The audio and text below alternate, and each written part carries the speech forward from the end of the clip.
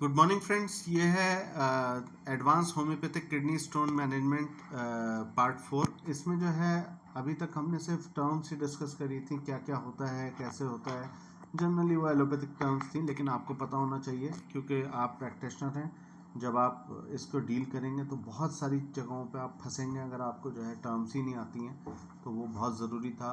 और कई बार जो है पेशेंट जो है सर्जरी के भी आएंगे आपके पास, अलग अलग प्रोटोकॉल्स करवा के आएंगे, फिर दोबारा पथरी बन जाती है। ऐसा नहीं है कि सिर्फ सर्जरी जो है वो बिल्कुल बहुत ही एंड ट्रीटमेंट है, आखिर का ट्रीटमेंट है, नहीं ऐसा नहीं है।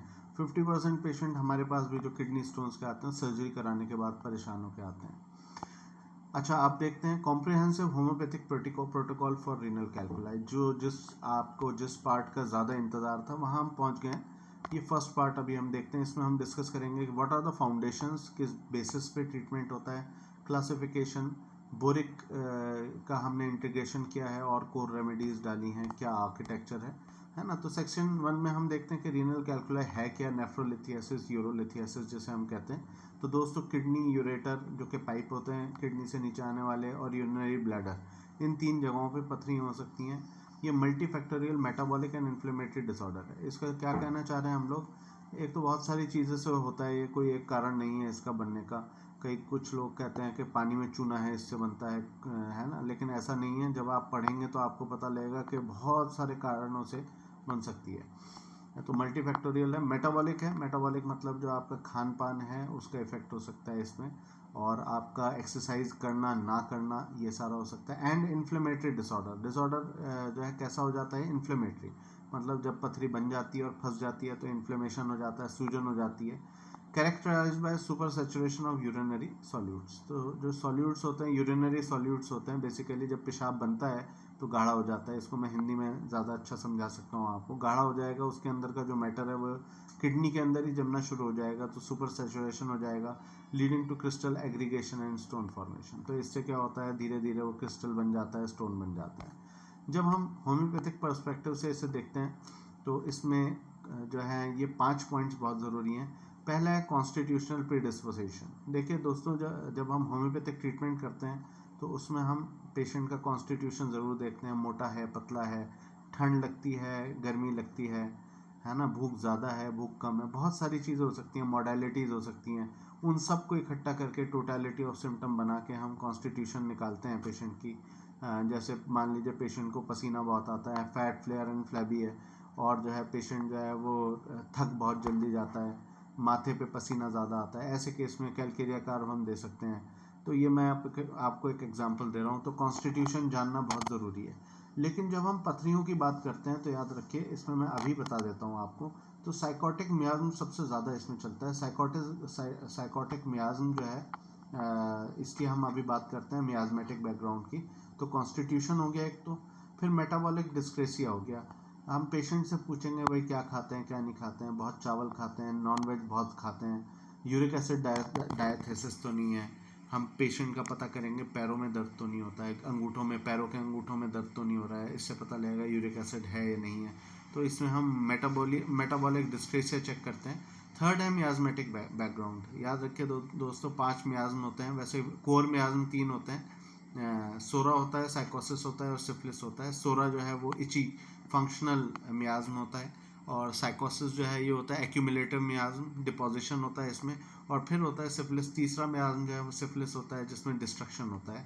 तो वैसे पथरी में जो है ये तीनों हो सकते हैं। अभी जो है किडनी में दर्द हो रहा है आपके, और जो है आपके, लेकिन जब अल्ट्रासाउंड कराया तो पथरी नहीं मिली आपके, ग्रेवल मिला, थोड़ा सा चूना सा मिला, या तो ये जो है सोरिक मियाज्म में आएगा। इनिशियल फंक्शनल मियाज्म है, किडनी में दर्द कर रहा है लेकिन अभी पथरी नज़र नहीं आई है। सेकंड होता है साइकोटिक मियाज्म, जिसमें डिपोजिशन हो गया आपकी किडनी में, पथरी आप नज़र आने लगी है आपको, लेकिन अभी जो है आपकी बाकी रिपोर्ट्स ठीक हैं, किडनी डैमेज नहीं हुई है, और जो है आपका पेशाब में खून नहीं आ रहा है, कुछ नहीं हो रहा है। तो ये साइकोटिक मियाज्म में कैटेगराइज होगा, जिसमें डिपोजिशन हो गया। और थर्ड मियाज्म होगा आपका सिफिलिटिक मियाज्म। सिफिलिटिक मियाज्म में जो है आप देखेंगे कि जो है पथरी भी बन गई, उसने किडनी डैमेज भी कर दी है, CKD शुरू हो गया है आपका। इसी तरह आगे भी आप पढ़ेंगे तो 2 मियाज्म और होते हैं जिसको हम कहते हैं ट्यूबरकुलर मियाज्म और कैंसर मियाज्म। तो ये जो है ये कॉम्बिनेशन मियाज्म होते हैं, ट्यूबरकुलर और कैंसर मियाज्म।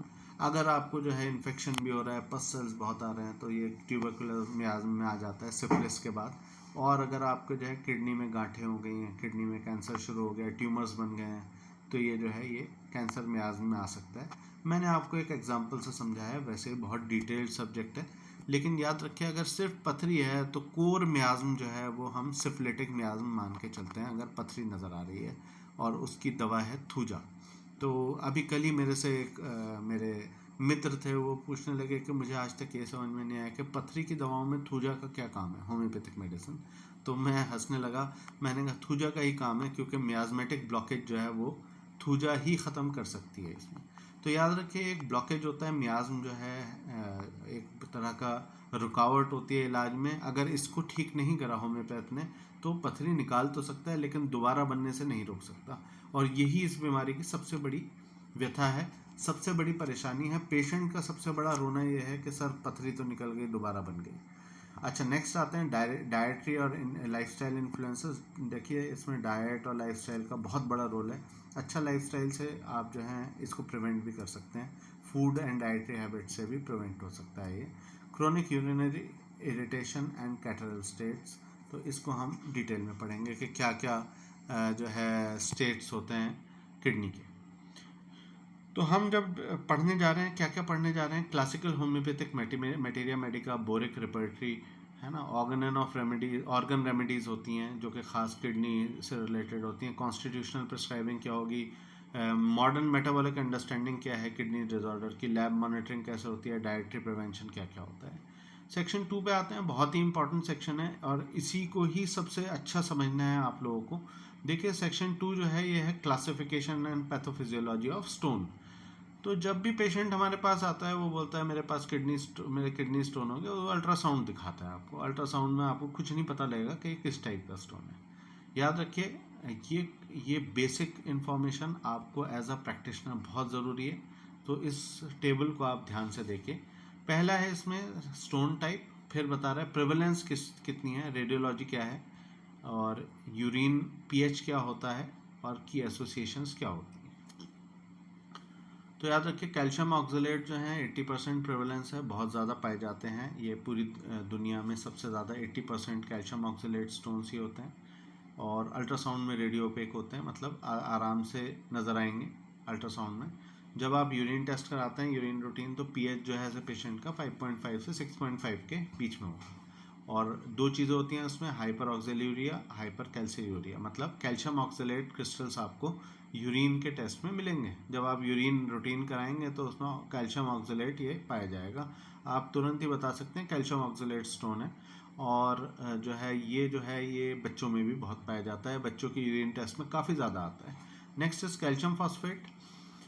देखिए 10 से 20% केसेस में ये भी पाया जाता है, रेडियो ओपेक होता है, ये भी अल्ट्रासाउंड में नज़र आ जाता है। ख़ास इसकी पहचान क्या है, ये जो है आपका जब आप पीएच देखेंगे तो 6.5 से ज़्यादा होगा। 6.5 से ज़्यादा होगा मतलब जो है एल्कलाइन यूरिन होगा बेसिकली। और इसमें आरटीए है, रीनल ट्यूबुलर एसिडोसिस है, और दूसरा पीटीएच हार्मोन जो हमने लास्ट वीडियो में पढ़ा है, हाइपर पैराथायरॉयडिज्म, ये भी ज़्यादा होगा, जो कि इसकी तरफ इशारा करेगा। पेशेंट बोल सकते हैं मेरी हड्डियों में दर्द रहता है, जोड़ों में दर्द रहता है, तो एक ख़ास मॉडलिटी है। यूरिक एसिड स्टोन जो है 5 से 10% होते हैं, ये रेडियोल्यूसेंट होते हैं, मतलब ये जो है मिक्स, इनको देखना थोड़ा सा मुश्किल होता है आपका अल्ट्रासाउंड में। इनके लिए एनसीसीटी केयू भी ज़्यादा अच्छा है। और इसमें जो है यूरिन का पीएच क्या होगा, 5.5 से ज़्यादा होगा, कम होगा सॉरी। और ये जो है ये एसिडिक यूरिन एक तरह से हो गया, और पीला सा होगा, जलन वाला होगा।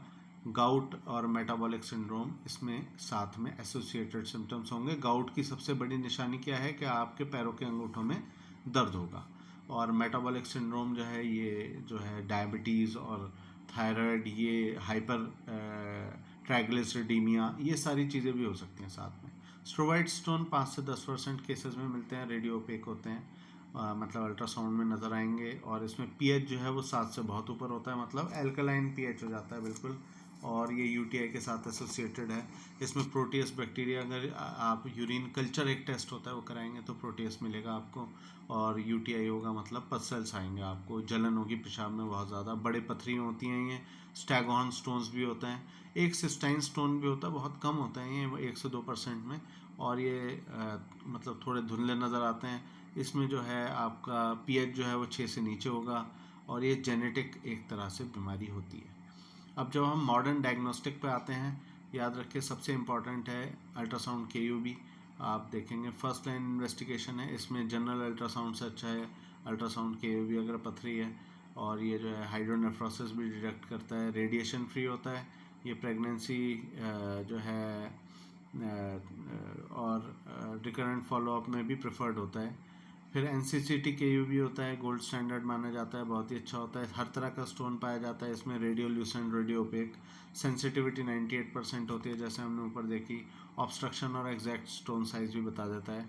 फिर एक्सरे केयूबी है ये रेडियो ओपेक स्टोन्स जो होते हैं उनको ज़्यादा अच्छा देख सकता है, रेडियो ओपेक मतलब जो कि लाइट को मार रहे हैं वापस, और यूरिक एसिड स्टोन्स जो हैं इसमें नहीं नज़र आते क्योंकि वो रेडियो ल्यूसेंट होते हैं, मतलब वो जो हैं वो रेडियो मतलब चमकेंगे बहुत ज़्यादा, तो पीछे बैकग्राउंड से मैच कर जाएंगे, और हेल्पफुल होता है ये फॉलोअप ट्रैकिंग में बहुत अच्छा होता है एक्सरे के यूबी। स्टोन एनालिसिस में आते हैं, इसमें एफटेर है, फोरियर ट्रांसफॉर्म इंफ्रारेड स्पेक्ट्रोस्कोपी, जिसमें अगर आपका पथरी निकल गई, आप उसको पकड़ने में कामयाब हो गए तो गोल्ड स्टैंडर्ड होता है, इससे स्टोन की कंपोजिशन भी पता लग जाती है, ये भी पता लग जाता है कहीं मिक्स स्टोन तो नहीं है, कैल्शियम ऑक्सलेट, कैल्शियम फॉस्फेट, स्ट्रोवाइड सब मिक्स तो नहीं है इसमें, रिकरेंट प्रिवेंशन प्लानिंग कर सकते हैं इसमें, क्या क्या खाएं क्या ना खाएं इससे पता लग जाता है। तो 93% ऑफ द स्टोन्स, इसमें एक बहुत इंपॉर्टेंट चीज़ है कि 93% of the stones are mix composition rather than pure stone, 93.5% stone जो है वो मिक्स कंपोजिशन के पाए जाते हैं। अब हम आते हैं सेक्शन 4 में, ये सबसे इम्पॉर्टेंट पार्ट है, बोरिक जो है डॉक्टर बोरिक की रिपोर्टरी से हमने लिया है ये, तो जो हेडिंग है वो है कैलकुलाई ग्रेवल नेफ्रोलिथियासिस कैलकोलिक। तो याद रखिए ये पूरा कलेक्शन है, इसको आप चाहे तो स्क्रीनशॉट ले लें, और जो है ये दवाएं हम आगे डिस्कस करेंगे। इसमें आप देखेंगे कि काफ़ी नाम हैं, बर्बेरिस भी है, कैलकेरिया रीनस भी है, तो ऐसे काफ़ी कंफ्यूजिंग रहता है ये बोरिके का कि मतलब कौन सी दवा जो है इम्पॉर्टेंट है कौन सी नहीं है, तो हमने इसी को ही कैटेगराइज किया है, और क्लिनिकल रेमेडी हेड हायरकी में हम इसको डिस्कस करते हैं। तो कोर रेमेडीज़ पे आते हैं हम, प्राइमरी फ्रंटलाइन रेमेडीज़ जो कि सबसे इम्पॉर्टेंट पार्ट है हमारे वीडियो का। तो याद रखिए बर्बेरिस वल्गैरिस जो है वो तो है ही किंग इसमें, और यूरेट्रिक कैलकुलाई रेडिएटिंग कोलिक दोनों इसमें काम आता है ये, अगर पथरी जो है फंस जाए यूरेटर में और दर्द इधर से उधर भाग रहा हो, और इसके कैरेक्टरिस्टिक फीचर क्या हैं, जो है पूरे डायरेक्शन में जो है दर्द फैल रहा होगा, है ना, ये बहुत इंपॉर्टेंट है इसमें। नेक्स्ट इज़ लाइकोपोडियम, बहुत ही इंपॉर्टेंट, और ये बल्कि कॉन्स्टिट्यूशनल मेडिसिन है, यूरिक एसिड बढ़ा हुआ होगा, राइट साइडेड पेन होगा, रेड सैंड यूरिन में होगा, 4 से 8 बजे के बीच में एग्रेवेशन होगा, ये सारे इसके कैरेक्टरिस्टिक फीचर हैं।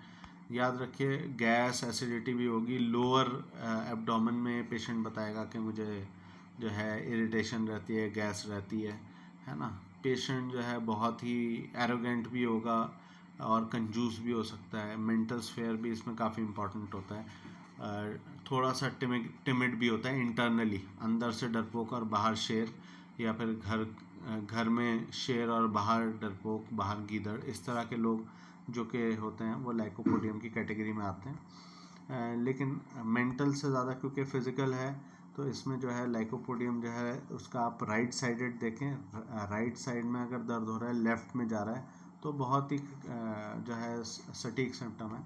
नेक्स्ट इज कैंथरस, कैंथरस जो है इन्फ्लेमेटरी कैलकुलाई, बर्निंग होगी, पेशाब में जलन बहुत होगी, दर्द बहुत होगा, आपका यूरेटर में दर्द बहुत होगा, उस केस में कैंथरस काम आती है। सरसापेरिला जो है ये ग्रेवल होती है, बच्चों में भी बहुत अच्छा काम करती है, बल्कि बच्चों की जो पथरी की दवा है वो सरसापेरिला है। और टर्मिनल डायसूरिया होता है इसमें, मतलब पेशाब करते हैं और जब आखिर बूंद पहुंचती है उसमें दर्द होता है बहुत ज़्यादा, टर्मिनल डायसूरिया, ये इसका ख़ास सिम्टम है। पेरीरा ब्रेवा ये बहुत ही अच्छी दवा है बर्बेरिस ओलियरिस के बाद। ऑर्गेनोपैथिक्स में मतलब ये नंबर 2 मेडिसिन मानी जाती है। वेसिकल और प्रोस्टेटिक स्टोन्स दोनों के इसमें काम आती है। मतलब जब ब्लैडर में स्टोन आ जाए और प्रोस्टेट ना उसको रास्ता दे रहा हो, है ना, और ये झुकना पड़े, इसे पेशाब करने के लिए झुकना पड़े, अजीब सा हाल हो जाए, पेशाब नहीं तो नहीं आता, उसके इसमें पेरीरा ब्रावा काफ़ी काम करती है। हाइड्रेंजिया आर्ब होती है, स्टोन ब्रेकर रेमेडी है, 3rd नंबर की मेडिसिन कहलाई जाती है। पथरी नहीं टूट रही है किसी भी तरह की, उस केस में ये काम करती है बहुत ज़्यादा। स्टोन ब्रेकर रेमेडी बहुत ही अच्छी है। वाइट येलो सैंड जो है इसमें नीचे बनती है। सॉलिडैगो ये बहुत ही अच्छी दवा है, किडनी डैमेज की भी है। रीनल कंजेशन पूरी जो है किडनी सिकुड़ गई पथरी की वजह से, और कमर में दर्द हो रहा है और पेशाब में जो है झाग आ रहा है, सॉलिडैगो दिया जाता है। ऑसिमम कैन ये right sided uric acid colic, अगर यूरिक एसिड भी बढ़ा हुआ है, राइट साइडेड पथरी है, उस केस में काफ़ी काम आती है। ब्रिक डस्ट सेडिमेंट और मस्की यूरिन इसमें आता है, मतलब जैसे ईंट का चूरा होगा वैसा आता है, या फिर धुंधला सा गदला सा यूरिन आता है। ऑसिमम कैन बहुत ही अच्छी दवा है। नक्सवामिका जो है सीडेंट्री स्टोन फॉर्मर्स, जो लोग ऑफिस में काम करते हैं, बैठे रहते हैं, कॉफ़ी चाय पीते रहते हैं, नेचर बड़ा ही ख़राब है, छोटी छोटी भी बातों पे लड़ने के लिए तैयार होते हैं, उन पेट ख़राब रहता है, गैस बोलते हैं, मुझे डकारें आ रही हैं, गैस है, मुझे कब्ज़ है ना, तो और पेन हो रहा है अचानक से फिर ठीक हो रहा है, ऐसे केस में जो है नक्सवामिका बहुत ही अच्छी दवा है। या पेन किलर्स खाते हैं उसके बाद जो है दर्द मतलब पथरी का पता लगा, तो नक्सवामिका बहुत शानदार दवा है। कैलकेरिया रीनलिस बहुत ही बढ़िया दवा। ये कोर रेमेडीज़ हम डिस्कस कर रहे हैं दोस्तों। Phosphatic calcium stones, white sediment stone diathesis है, पथरी बनने की टेंडेंसी है, पेशाब के नीचे थोड़ा सा चूना सा जमता है, कैल्शियम और फॉस्फेटिक स्टोन्स होते हैं, दर्द बहुत रहता है, किडनी सिकुड़ने लगी है, याद रखिए ये। बल्कि इसमें हम कंबाइन भी करते हैं, जो है स्केली एक फार्मूला है बहुत ही अच्छा, SCALY स्केली, ये निमोनिक है बहुत ही अच्छा, जिसमें सल्फर कैलकेरिया काब और लाइकोपोडियम जो है ये आप एक सीक्वेंस में दे सकते हैं। यही सीक्वेंस जो है नॉन एनिमिकल है, मतलब इसमें कोई नुकसान नहीं होता है। मान लीजिए आज इस हफ्ते आपने सल्फ़र दी, आज सल्फ़र दी, 2 दिन बाद आपने कैलकेरिया काब दी और 2 दिन बाद लाइकोपोडियम दी, 200 200 200 या 30 30 30 में, तो इससे कोई नुकसान नहीं होगा। ये कॉम्प्लीमेंट्री जो है फार्मूला है, तो इसमें कैलकेरिया का आपकी जगह आप कैलकेरिया रीनलिस डाल सकते हैं। मॉर्निंग एम्प्टी स्टमक आप दे सकते हैं। तो जनरली अगर आपको रिजल्ट नहीं मिलता है तो हम जनरली सल्फ़र कैलकेरिया रीनलिस और लाइकोपोडियम को कंबाइन करते हैं। किडनी स्टोन की वजह से अगर किडनी श्रिंक भी हो जाती है, उस केस में भी कैलकेरिया रीनलिस याद रखिएगा, बहुत ही ज़बरदस्त दवा है ये। जो है कई बार जो है किडनी रिफॉर्मेशन में भी बहुत सारे होम्योपैथ्स ने इसको रिपोर्ट किया है और हमने भी देखा है कि जो है श्रंक किडनी जो है उसको भी ठीक कर देती है। तो दोस्तों आज ये पार्ट 4 जो है वो यहाँ तक हम ख़त्म करते हैं, और उसके बाद जो है हम विल मूव टू पार्ट 5 जो कि इसी का ही और डिटेल्ड वर्जन होगा। Thank you very much.